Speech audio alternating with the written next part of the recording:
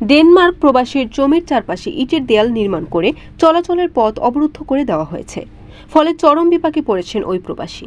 পাশাপাশি পৌরসভার অর্থায়নে নির্মিত ড্রেন আটকে দেওয়ায় বর্ষা মৌসুমে ওই এলাকার প্রায় 5,000 পরিবার পানিবন্দী হয়ে পড়েছেন। ঘটনাটি গৌরনদী পৌর এলাকার সুন্দরদী মহল্লার। রবিবার দুপুরে ওই মহল্লার বাসিন্দা ও ডেনমার্ক প্রবাসী মোহাম্মদ মনিরুজ্জামান স্বপন অভিযোগ করে বলেন, দীর্ঘদিন পূর্বে সুন্দরদী মৌজায় 13 শতক জমি ক্রয় করে সেখানে বৃক্ষরোপণের পর তিনি সপরিবারে ডেনমার্ক চলে যান। আমরা তো ছিলাম না, আমাদের ভিতরে হলো 13 শতাংশ জায়গা। এই জায়গাটা হলো একই মালিকের, এটা তার ছেলের ছিল। বেসিক্যালি এটা রাখার কথা ছিল আমার কাছে বাইনা উঠেছিল, আমাদের দেয় নাই। কিন্তু তারা কী করছে যে আমার পথ আটকে তারপরে তারা এটা বন্ধ করে রাখছে। আমরা তো দেখে দেশের বাইরে আমাদের কাছে জিজ্ঞাসা করে নাই কিছু।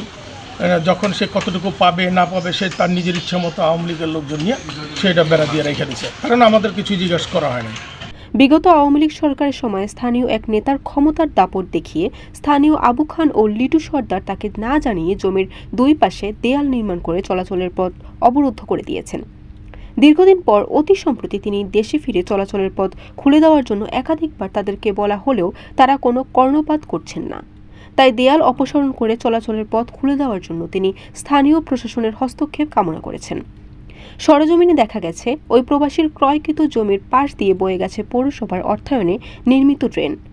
আবু খান ও লিটু সর্দারের দেয়াল নির্মাণের কারণে সেই ড্রেনের মুখটিও বন্ধ হয়ে গেছে।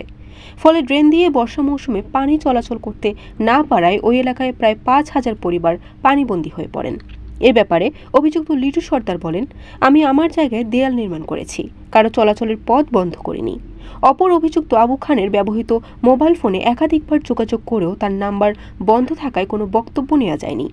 তবে গৌরনদী উপজেলা নির্বাহী অফিসার ও পৌর প্রশাসক মোহাম্মদ আবু আবদুল্লাহ খান জানান, এ বিষয়ে লিখিত অভিযোগ পেলে তদন্ত করে পরবর্তী ব্যবস্থা গ্রহণ করা হবে। বরিশাল.নিউজ।